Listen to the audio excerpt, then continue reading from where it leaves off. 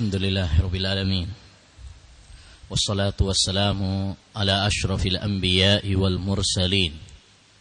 Nabiyyina Muhammad wa ala alihi wa ashabihi wa man tabi'ahum bi ihsanin ila yaumiddin. Amma ba'd. Ayyuhal ikhwah wa ayyatuhal akhwat, kaum muslimin wal muslimat rahimani wa rahimakumullah. Alhamdulillah kita dapat melanjutkan kembali kajian kita terhadap kitab Al-Aqidah At-Tahawiyah karya Imam Abu Ja'far At-Tahawi rahimahullahu ta'ala. Pada pertemuan yang lalu telah kita bahas berbagai permasalahan seputar masalah iman kepada takdir yang merupakan rukun iman yang wajib diketahui oleh setiap muslim dan muslimah. Baik, satu pertanyaan. Ya. Sebelum kita lanjutkan.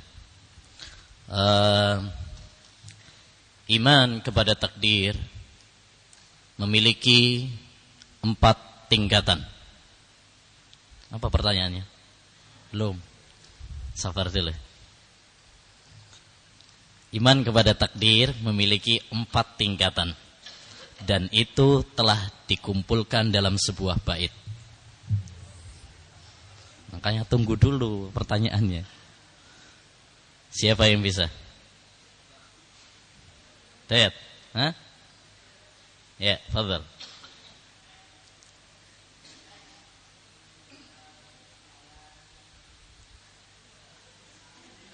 Al-ilmu fis sudur.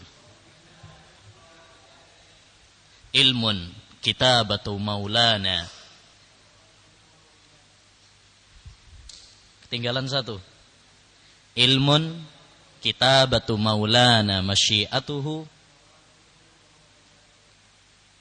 wa khalquhu wa huwa ijadun wa takwinu. Dapat enggak ini? Hah? Dapat setengah ya. Bukunya berarti dirobek. Gini ya? Oke, betul. Baik. Ilmun kitabatu maulana masyiatuhu wa khalquhu wa huwa ijadun wa takwinu. Baik. Lagi? Satu lagi ya. Baik. Iman kepada takdir memberikan beberapa manfaat dan buah. Sebutkan 5. Azmi.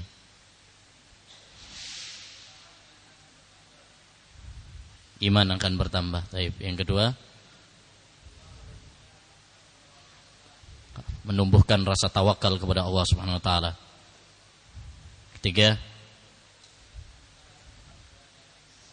akan menjadikan kita sabar. 4,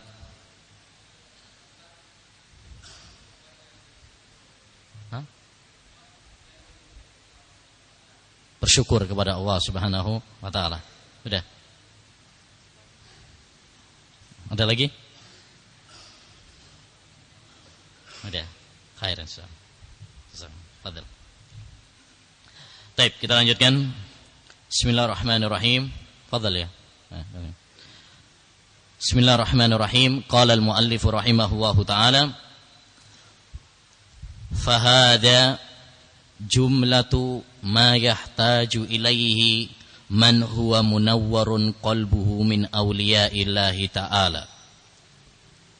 Ini adalah isim isyarah. Hada isim isyarah. Ini adalah jumlah, ya, beberapa hal yang dibutuhkan oleh orang yang bersinar hatinya dari kalangan kekasih-kekasih Allah Subhanahu wa ta'ala. Wa hiya darajatur rasihina fil ilm. Dan itu merupakan derajat orang-orang yang mendalam di dalam ilmu. Li'annal ilma ilmani. Karena ilmu itu ada dua macam, dua ilmu. Ilmun fil khalqi mawjudun, ilmu yang bisa diketahui oleh makhluk. Wa ilmun fil khalqi mafkudun, dan ilmu yang tidak bisa diketahui oleh makhluk. Fa inkarul ilmil mawjudi kufrun, mengingkari ilmu yang ada yang bisa diketahui oleh makhluk adalah sebuah kekufuran. Waddi'aul ilmil mafkudi kufrun, dan mengetahui sebuah ilmu yang tidak bisa diketahui oleh hamba adalah sebuah kekufuran. Wala yasbutul imanu, dan tidak tetap iman illa biqabulil ilmil mawjud, kecuali dengan menerima ilmu yang bisa diketahui oleh hamba. Wa tarki talabil ilmil mafkud, dan meninggalkan untuk mencari ilmu yang memang itu adalah tidak mungkin diketahui oleh hamba. Ucapan ini, ucapan Al-Imam At-Tahawi rahimahullah, merupakan kelanjutan dari pembahasan tentang masalah takdir. Setelah beliau menjelaskan tentang masalah takdir, beliau mengatakan hal ini, yaitu fahada jumlatu ma yahtaju ilai man huwa munawwarun qalbuh. Ini adalah penjelasan, ini adalah akidah yang dibutuhkan oleh orang-orang yang memiliki hati yang jernih, hati-hati yang bersinar, hati-hati yang bercahaya, dari para wali-wali Allah Subhanahu wa taala, dari orang-orang yang mendalam di dalam ilmunya. Isim isyarah hada ini ada dua kemungkinan. Kemungkinan yang pertama kembali kepada penjelasan beliau sejak pembahasan tentang akidah di awal kitab sampai sekarang. Jadi seakan-akan mengatakan akidah ini yang telah saya sampaikan kepada Anda, ini adalah akidah yang dibutuhkan oleh setiap orang yang bercahaya hatinya dari para wali Allah Subhanahu wa taala. Kemungkinan yang kedua kembali kepada pembahasan yang paling dekat, yaitu apa? Pembahasan takdir. Pembahasan takdir. Jadi penjelasan tentang takdir ini adalah akidah yang dibutuhkan oleh setiap orang yang memiliki hati yang bercahaya, hati yang bersinar dari kekasih Allah Subhanahu wa taala. Jadi pada dhamir pada isim isyarah hada ini ada dua kemungkinan. Kemungkinan yang pertama kembali kepada pembahasan akidah sejak awal kitab, atau yang kemungkinan yang kedua adalah kembali kepada pembahasan yang paling terdekat yang sebelumnya beliau jelaskan, yaitu tentang masalah apa? Takdir. Taib.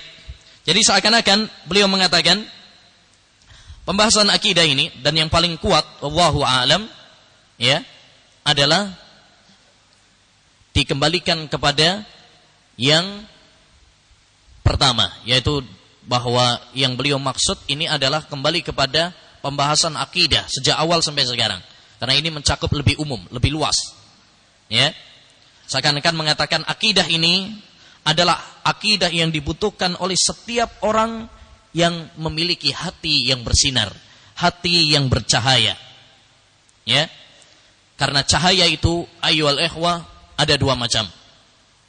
Cahaya yang pertama adalah cahaya nurun hissi, cahaya yang bisa dilihat dengan panca indera. Seperti lampu ini disebut nurun hissi, cahaya yang bisa kita lihat dengan panca indera kita. Yang kedua adalah nurun ma'nawi, cahaya tapi tidak bisa dilihat dengan panca indera. Cahaya apa itu? Cahaya iman, cahaya ilmu, cahaya hidayah dari Allah Subhanahu wa taala.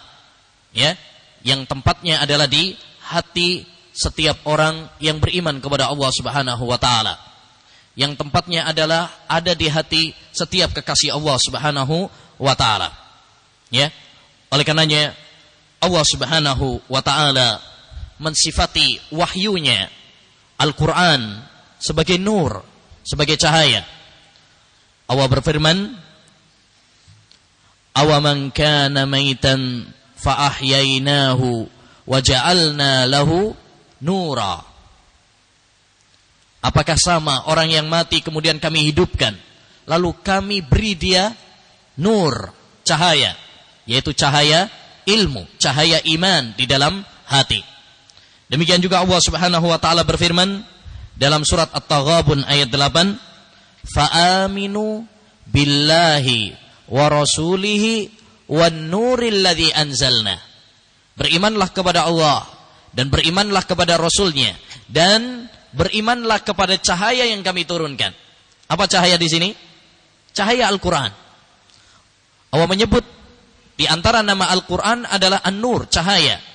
Karena orang yang berpegang teguh dengan Al-Quran, maka dia akan mendapatkan penerang di dalam kehidupannya, ya, di dalam pergaulannya. Dia akan mendapatkan bimbingan, cahaya, petunjuk. Nah, dan ini ayyuhal ikhwah adalah makna yang agung yang perlu kita resapi dan perlu kita renungi, ya, bahwa kita semuanya membutuhkan cahaya dalam hidup ini. Sebagaimana mata kita, penglihatan kita membutuhkan kepada cahaya. Ya, bayangkan kalau kita lampu mati, nggak ada lampu, apakah kita bisa melihat? Apakah kita bisa beraktivitas? Ya, sulit. Ya, sulit sekali. Mungkin malah jatuh, mungkin malah masuk lubang juga nggak tahu. Manusia sangat membutuhkan kepada cahaya. Maka demikian juga seorang membutuhkan cahaya iman, membutuhkan cahaya hidayah Al-Quran dan Sunnah Nabi Sallallahu Alaihi Wasallam. Oleh karenanya pentingnya cahaya ini, maka di antara doa yang diajarkan oleh Nabi Sallallahu Alaihi Wasallam adalah agar kita selalu meminta cahaya. Allahumma ij'al fi qalbi nura, wa fi basari nura, wa fi sam'i nura, wa an yamini nura, wa an yasari nura, wa fawqi nura, wa tahti nura, wa amami nura, wa khalfi nura, waj'al li nura. Ya. Kita selalu meminta kepada Allah Subhanahu wa taala, ya Allah jadikan di dalam hatiku cahaya. Ya. Ya Allah jadikan dalam penglihatanku cahaya. Ya Allah jadikan dalam pendengaranku cahaya. Kananku, kiriku, ya, atasku, bawahku, depanku, belakangku, ya, meminta apa? Cahaya dari Allah Subhanahu wa taala. Ya Allah, jadikanlah cahaya untuk saya. Maka seorang mukmin yang sempurna imannya, di dalam hatinya terdapat cahaya, di dalam pendengarannya, di dalam pandangannya, ya, selalu dipenuhi oleh cahaya, ya, cahaya ilmu dan cahaya iman.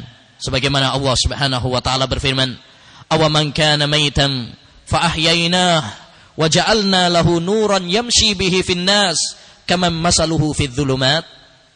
Surat Al-An'am ayat 122. Apakah orang yang mati kemudian kami hidupkan dia dan kami beri kepadanya cahaya sehingga dia bisa berjalan, ya, di muka bumi ini? Apakah orang seperti itu sama seperti orang yang terombang-ambing di dalam kegelapan? Orang jalan, ya, dalam keadaan, ya, terang, apakah sama dengan orang yang jalan di dalam kegelapan? Tentu tidak sama. Demikian juga tidak sama orang beriman dengan orang kafir. Tidak sama orang yang berilmu dengan orang jahil. La yastawil ladzina ya'lamuna wal ladzina la ya'lamun. Tidak sama, ya, orang yang berilmu dengan orang yang tidak berilmu. Maka cahaya, hati yang bercahaya adalah hati yang memiliki iman, hati yang memiliki ilmu. Ya, karena hati ayyuhal ikhwah, ya, berdasarkan dalil terbagi menjadi 3. Yang pertama, qalbun salim, hati yang hidup, hati yang selamat, selamat dari penyakit syubhat dan penyakit syahwat. Allah berfirman, yauma la yanfa'u malu wala banun illa man atallaha biqalbin salim.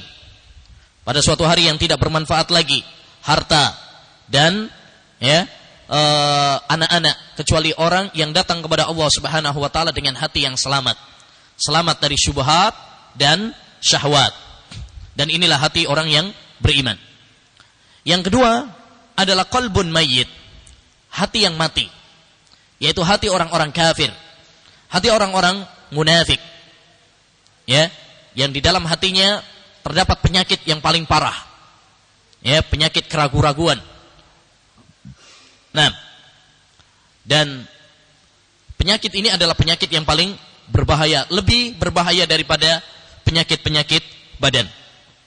Dan yang ketiga adalah qalbun marid, hati yang sakit, yaitu hati seorang yang beriman tetapi dia kadang-kadang melakukan maksiat kepada Allah Subhanahu wa taala, sehingga dia terombang-ambing. Kadang kalau lagi lagi mantap imannya, dia taat kepada Allah Subhanahu wa taala. Kalau lagi tergoda dengan syahwat, maka dia melakukan maksiat. Ini hati yang sakit, Nah, terombang-ambing, kadang taat, kadang maksiat kepada Allah Subhanahu wa taala. Baik. Adapun ucapan Al-Imam At-Tahawi rahimahullah min auliya'illahi ta'ala, dari wali-wali Allah Subhanahu wa taala, maksudnya adalah bahwa setiap kekasih Allah Subhanahu wa taala maka hatinya akan bersinar. Dan setiap orang yang bersinar hatinya maka dialah wali Allah Subhanahu wa taala. Karena wali Allah Subhanahu wa taala itu definisinya adalah orang yang memiliki iman dan bertakwa kepada Allah Subhanahu wa taala. Sebagaimana Allah berfirman dalam surat Yunus.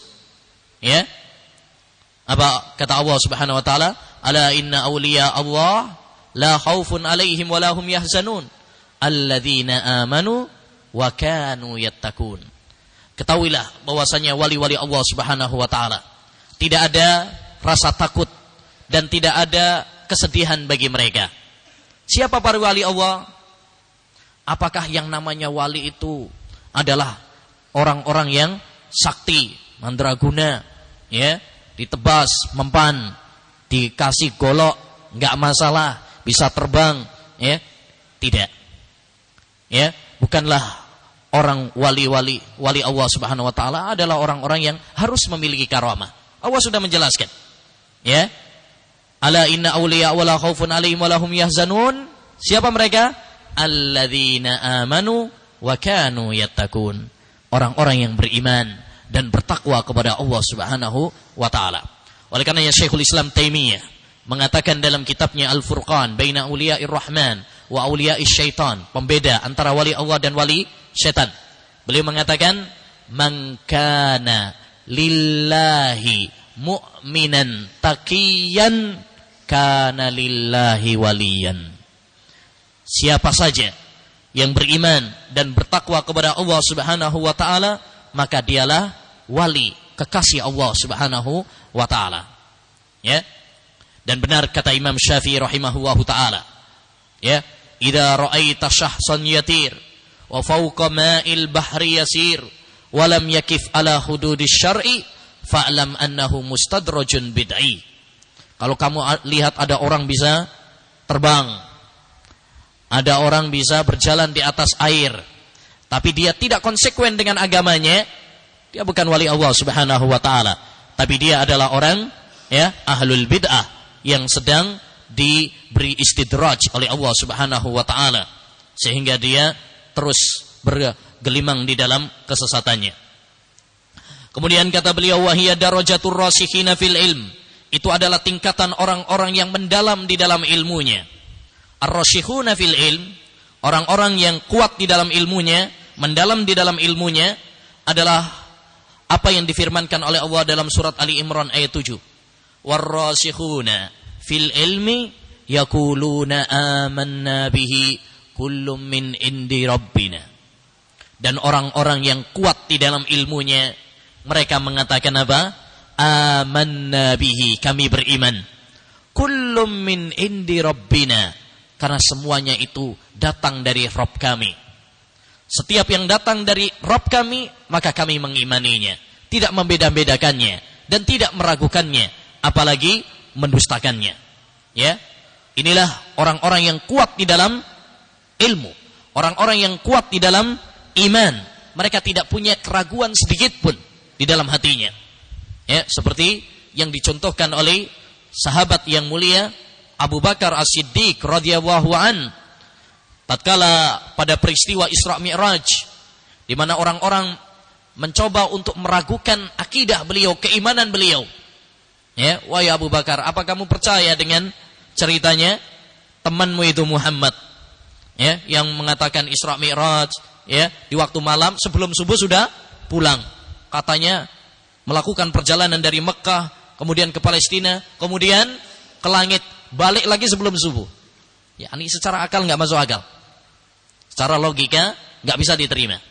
Tapi lihat keimanan Abu Bakar As-Siddiq. Lihat ya sikap ar-rasikhuna fil ilm, orang-orang yang kuat dan mendalam ilmunya. Ya, dia mengatakan apa? In qala dzalika Muhammadun faqad shadaq. Ya. Kalau yang mengatakan, yang mengabarkan itu adalah Muhammad, maka dia pasti benar. Saya percaya, sekalipun bahkan lebih mustahil daripada itu. Ini sikap orang-orang yang kuat dan mendalam ilmunya. Tidak ada keraguan, tidak ada syak, raib di dalam hatinya sedikit pun. Kemudian beliau mengatakan li'annal ilma ilman, ilmun fil khalqi mawjud wa ilmun fil khalqi mafqud. Ilmu itu ada dua, kata beliau. Ilmu yang ada, yakni bisa dipelajari, bisa diketahui oleh seorang hamba, ya, itu masalah-masalah i'tiqad, masalah-masalah ibadah, masalah akhlak yang diajarkan di dalam Al-Quran dan Sunnah, ya, yang berisi berita, ya.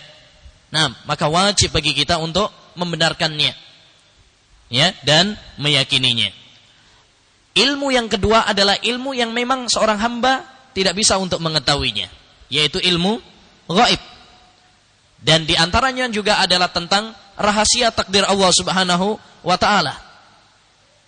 Maka seorang sekalipun dia telah berusaha semaksimal mungkin, dia tidak akan bisa mengetahuinya. Ya, jangankan kita, malaikat Jibril pun tidak mengetahuinya. Jangankan kita, Nabi Muhammad SAW sendiri pun tidak mengetahuinya. Ya, hal-hal yang memang tidak diberitahu kepada hamba, ya, maka tidak bisa diketahui oleh seorang hamba. Oleh karenanya, tatkala Jibril bertanya kepada Nabi Muhammad SAW tentang kapan kiamat, dan ini adalah salah satu tentang apa? Ilmu gaib. Maka Nabi mengatakan, mal mas'ulu anha bi'a'lama minas sa'il. Tidaklah yang ditanya lebih tahu daripada yang bertanya. Kita sama-sama nggak ngerti, nggak tahu. Ini termasuk ilmu mafqud, ilmu yang tidak mungkin diketahui oleh seorang hamba. Maka jangan coba-coba untuk mencari-cari, memprediksi seperti sebagian orang ngaco, ya, katanya kiamat akan terjadi tahun 2012, tapi 2013 belum juga turun Dajjal, belum juga turun Nabi Isa alaihissalam. Ini menunjukkan bahwa prediksi-prediksi seperti itu adalah prediksi yang dusta. Ya, karena ini termasuk ilmu mafqud, ilmu yang memang tidak diberitahukan kepada para hamba. Maka tidak boleh bagi kita untuk memaksakan diri kita mempelajarinya dan pingin tahu. Ya, makanya kata beliau, waddi'a fa inkarul ilmil mawjudi kufrun. Kita mengingkari ilmu yang ada, ilmu yang ya tentang berita-berita, kita mengingkarinya. Ya, ilmu yang ada terdapat di dalam Al-Quran dan Sunnah, apa yang dikabarkan oleh Allah dan apa yang dikabarkan oleh Rasulullah SAW. Kalau kita ingkari, berarti kita kafir. Ya, demikian juga yang berisi tentang hukum-hukum, berisi tentang syariat-syariat. Ini ilmu mawjud, wajib bagi kita untuk mengimaninya. Kalau kita mengingkarinya, maka kita berarti orang-orang yang kafir. Sebaliknya kata beliau, waddi'aul ilmil mafqud kufrun. Ya, mengaku ilmu yang mafqud, yang memang hamba tidak mengetahuinya, adalah sebuah kekufuran. Mengingkari ilmu yang diberitakan oleh Allah, kufur. Mengakui ilmu yang tidak diberitakan oleh Allah, yaitu ilmu gaib, ilmu yang memang tidak mungkin hamba untuk mengetahuinya, itu juga merupakan apa? Kekufuran. Seperti tadi, mengaku tahu tentang ilmu gaib. Kafir orang seperti ini. Ya. Allah Subhanahu wa taala berfirman, "Alimul ghaibi fala yudhiru ala ghaibihi ahada." Ya, dialah Allah Subhanahu wa taala yang mengetahui ilmu gaib. Allah tidak menampakkan ilmu gaib tersebut kepada siapapun. Ahada, nakirah jatuh setelah ya, nafi. Nakirah apabila jatuh setelah nafi menunjukkan apa? Umum. Allah enggak menampakkan. Illa man irtadha mir rasul, kecuali para rasul yang diridhoi. Dan istisna di sini ada pengecualian. Kaidah mengatakan al istisna mi'yarul umum. Pengecualian itu menunjukkan bahwa sebelumnya adalah bersifat umum. Jadi siapapun, malaikat, para nabi, tidak ada yang mengetahuinya kecuali kalau dikasih tahu oleh Allah Subhanahu wa taala. Jadi jangan mengingkari ilmu yang telah diberitakan oleh Allah, dan jangan mengakui ilmu-ilmu yang tidak diberitakan oleh Allah, berupa ilmu gaib atau tentang masalah bagaimana sifat-sifat Allah. Apakah Allah mengabarkan kepada kita bagaimana sifat tangannya, bagaimana sifat pendengaran dan penglihatannya? Allah enggak. Maka kalau misalkan ada orang mengaku tahu, maka berarti dia apa? Ya, telah melakukan kekufuran. Karena dia telah mengatakan sesuatu yang tidak mungkin diketahui oleh hamba. Wala taqfu ma laisa laka bihi ilmun. Jangan kalian mengatakan sesuatu yang tidak kalian ketahui. Wala yasbutul imanu illa biqabulil ilmil mawjud. Tidaklah tetap iman seorang hamba kecuali dengan menerima ilmu yang telah dikabarkan oleh Allah Subhanahu wa taala. Nah, wa tarki talabil ilmil mafqud, dan meninggalkan untuk mencari tahu tentang ilmu yang memang tidak diberitakan oleh Allah Subhanahu wa taala. Jadi ilmu yang diberitakan oleh Allah pelajari. Ilmu tentang sholat, ilmu tentang akidah yang memang diberitakan oleh Allah dan Rasulnya, mari kita pelajari dan kita imani. Ilmu yang memang disimpan, yang merupakan rahasia Allah Subhanahu wa taala, maka jangan coba-coba untuk mengakuinya. Karena itu termasuk ilmu ghaib. Ya, jelas yang dikatakan oleh Imam Tahawi rahimahullah. Baik, kita lanjutkan pembahasan tentang al-iman bil lauhi wal qalam. Beliau mengatakan, wa nu'minu bil lauhi wal qalam, dan kita beriman dengan al-lauh. Al-lauh di sini maksudnya al-lauhul mahfuz, lembaran al-mahfuz yang dijaga oleh Allah Subhanahu wa taala. Wal qalam, dan kita beriman dengan pena. Ya, pena yang mencatat semua takdir yang Allah takdirkan untuk semua makhluknya. Wa bi jami'i ma fihi qad rukim, dan kita beriman dengan seluruh apa yang sudah ditentukan di dalamnya. Ditentukan di dalam Lauhul Mahfuz dan dicatat oleh Allah Subhanahu wa taala. Falau ijtama'al khalqu kulluhum ala syai'in katabahu Allahu ta'ala fi annahu kain.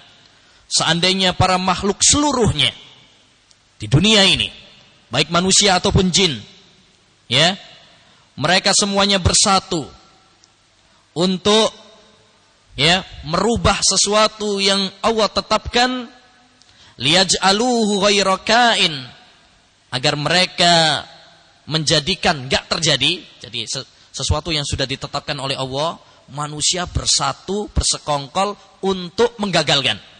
Allah menetapkan, tapi seluruh makhluk berusaha untuk menggagalkan. Lam yakdiru alai, makhluk tidak mungkin bisa mampu merubahnya. Jadi seandainya seluruh makhluk bersekongkol, bersatu untuk merubah, menggagalkan sesuatu yang telah Allah putuskan untuk terjadi, tidak akan mampu mereka untuk melakukannya. Walau ijtama'u kulluhum ala syai'in lam yaktubhu Allahu ta'ala fi liyaj'aluhu kainan lam yakdiru alaih. Dan sebaliknya, seandainya mereka semuanya bersatu untuk menetapkan sesuatu yang Allah enggak takdirkan, agar itu terjadi, lam yaktiru alaihi, mereka pun tidak akan mampu. Jadi sesuatu memang enggak ditakdirkan oleh Allah, seluruh makhluk berusaha untuk menetapkan hal itu, mengadakan hal itu, enggak akan mereka mampu. Ya, nah, juffal qalamu bima huwa kainun ila yaumil qiyamah, telah kering pena, ya, untuk menetapkan hal-hal yang akan terjadi sampai hari kiamat. Maksudnya sudah selesai, enggak mungkin ada perubahan lagi.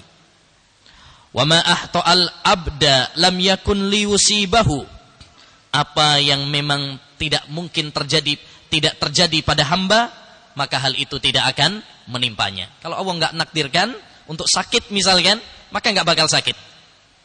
Wa ma asabahu lam yakun liyuhti'ahu, dan apa yang Allah Subhanahu wa taala takdirkan untuk menimpa kepadanya enggak akan meleset darinya.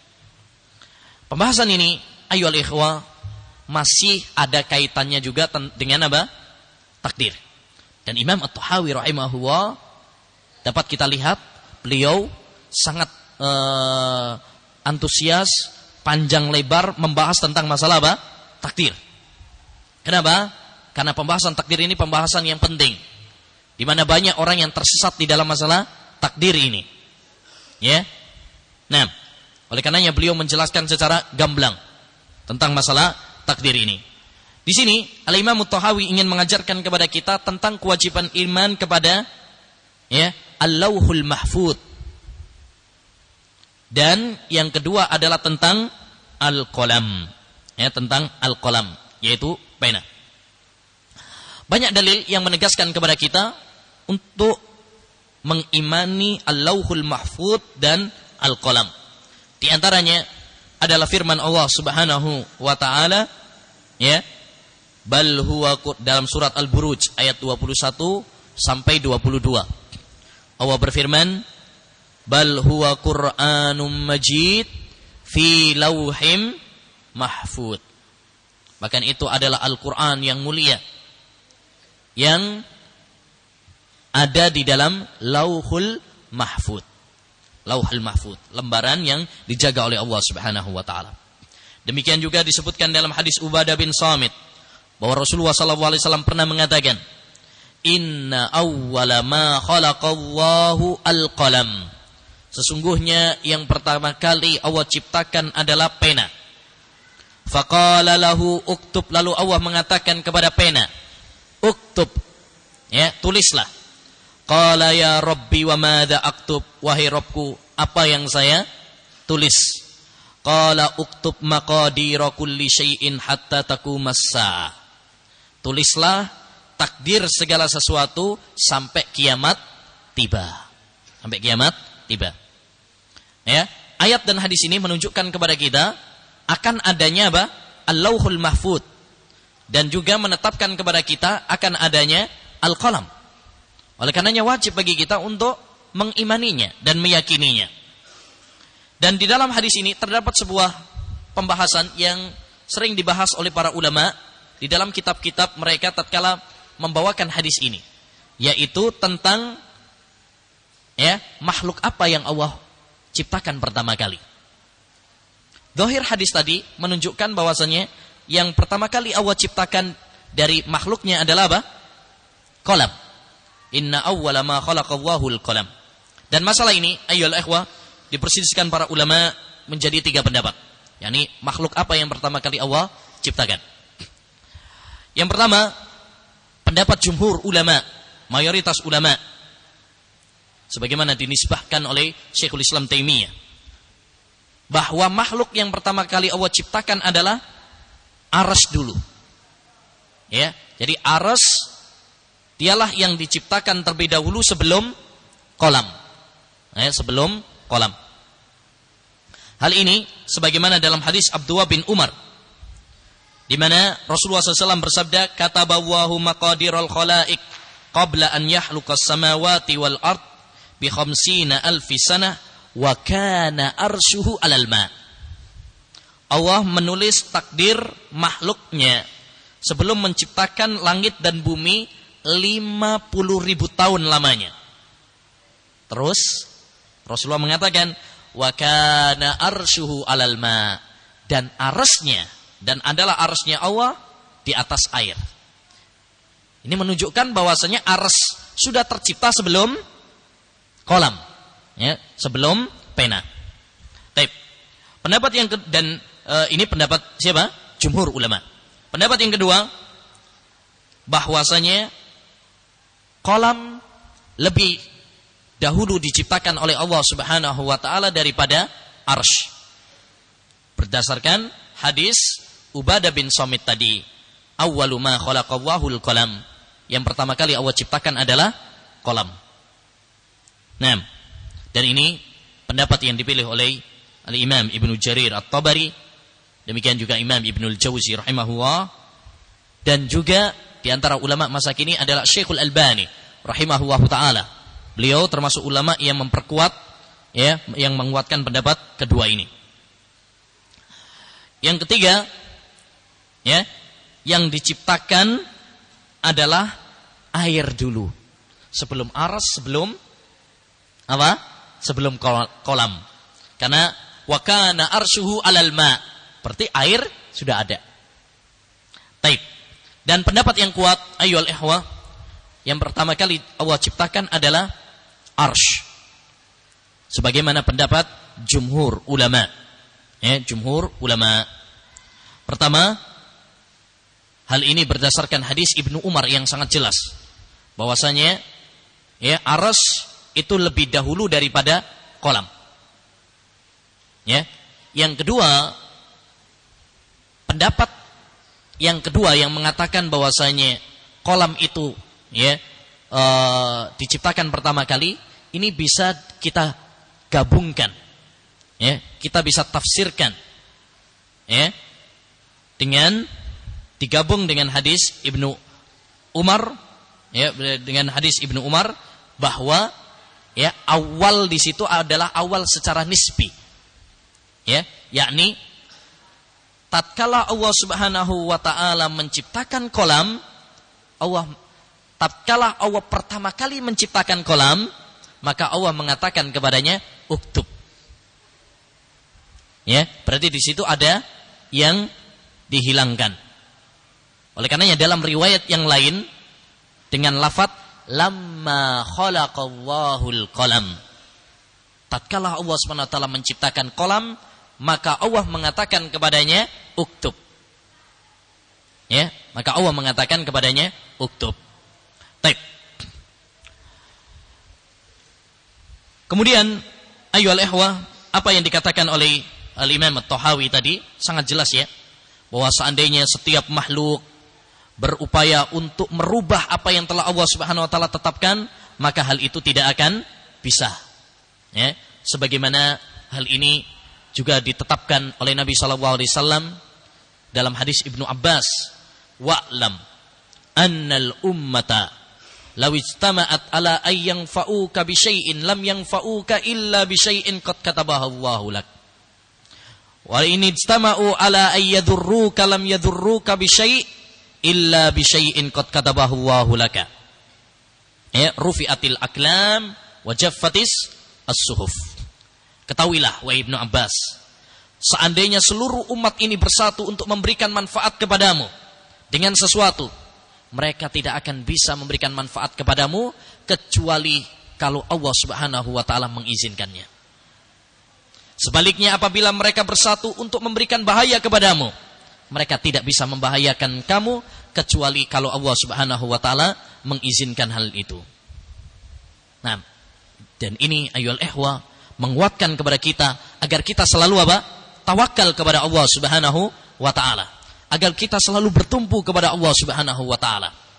Ya, kita tidak takut kecuali hanya kepada Allah. Oleh karenanya, di antara manfaat yang sangat besar tatkala kita mengimani tentang masalah takdir adalah memperkuat apa? Iman, memperkuat tawakal seorang kepada Allah Subhanahu wa taala. Kalau memang seorang ditakdirkan mati, ya mati.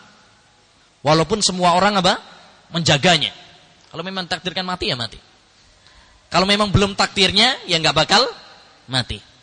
Ya, dulu pernah ada cerita dikisahkan ada seorang sudah mati.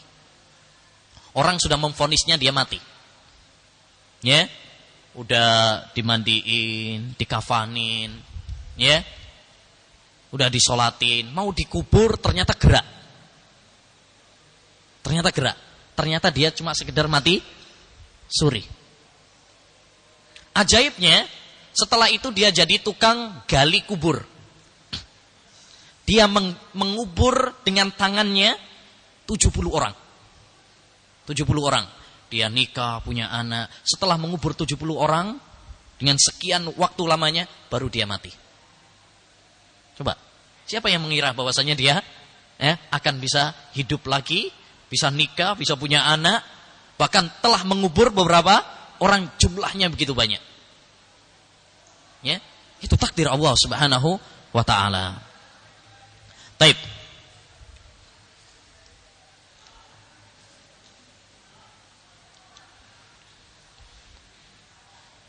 Taib, kita baca yang terakhir, kita baca saja. Walal abdi, ini masih hampir sama dengan yang atasnya. Walal abdi an ya'lama anna Allaha qad sabaqa ilmuhu fi kulli kainin min khalqi. Maka wajib bagi seorang hamba untuk mengetahui bahwa Allah Subhanahu wa taala ilmunya telah mendahului pada segala makhluknya. Maksudnya Allah sudah tahu apa yang akan terjadi pada makhluknya. Bukan seperti anggapan orang-orang Qadariyah yang mengatakan Allah enggak tahu kecuali kalau sudah terjadi. Ini adalah pemahaman yang sesat. Faqaddara dzalika taqdiran muhkaman mubraman. Lalu Allah Subhanahu wa taala mentakdirkan hal itu dengan takdir yang paten dan final. Laisa fihi nakidun. Tidak ada yang bisa membatalkannya. Wala muaqqibun. Demikian juga tidak ada yang bisa meralatnya. Wala muzilun wala mughayyir. Tidak ada yang bisa menghilangkannya atau merubahnya. Wala nakisun wala zaidun min khalqihi fis samawati wa ardi. Demikian juga tidak ada yang bisa mengurangi atau menambah dari jumlah makhluknya di langit dan bumi. Wa dzalika min aqdil iman, dan itu termasuk ikatan iman, wa usulil ma'rifah, dan termasuk pokok-pokok ilmu, wal i'tiraf fi tauhidillahi wa rububiyyatih, dan mengakui tentang tauhid Allah Subhanahu wa taala dan rububiyahnya. Kama qala ta'ala fi kitabih, sebagaimana Allah berfirman dalam kitabnya, wa khalaqa kulla syai'in faqaddarahu taqdira. Allah menciptakan segala sesuatu lalu Allah takdirkan dengan sebaik-baiknya. Wa qala ta'ala, dan Allah berfirman, wa kana amrullahi qadaran maqdura, dan adalah perkara Allah Subhanahu wa taala telah ditetapkan dengan sebaik-baiknya. Fawailul liman sara lillahi ta'ala fil qadari khasima. Maka celakalah orang-orang yang menentang takdir Allah Subhanahu wa taala. Wa ahdhara lin nadhari fihi qalban sakima, dan dia menghadirkan untuk meneliti masalah takdir ini dengan hati yang sakit. Dengan hati yang sakit. Ini menunjukkan bahwasanya hati itu ada beberapa macam. Ada hati yang mati, ada hati yang sakit, ada hati yang selamat, sehat. Laqadil tamasabi wahmihi fi fahsil ghaibi sirran katima. Sungguh dia telah mencari dengan kebingungannya untuk meneliti perkara gaib. Yani rahasia takdir adalah rahasia Allah Subhanahu wa taala. Kalau dia mau menelitinya berarti meneliti sirran katima, sebuah rahasia yang sangat tertutup. Tidak mungkin dia bisa mengetahuinya. Wa ada bima qala fihi affakan athima, dan dia kembali dengan apa yang dia ucapkan sebagai seorang pendusta. Tapi beliau mengulang-ulang tentang masalah takdir ini, yang intinya adalah hendaknya kita tidak terlalu terbelit-belit ta'ammuk dalam masalah takdir. Kewajiban bagi kita adalah mengimani seperti yang terdapat di dalam Al-Quran dan Sunnah, dan tidak bertele-tele di dalam masalah takdir. Wassallallahu wasallam ala nabiyina Muhammad wa ala alihi wa sahbihi ajmain. Assalamualaikum warahmatullahi wabarakatuh.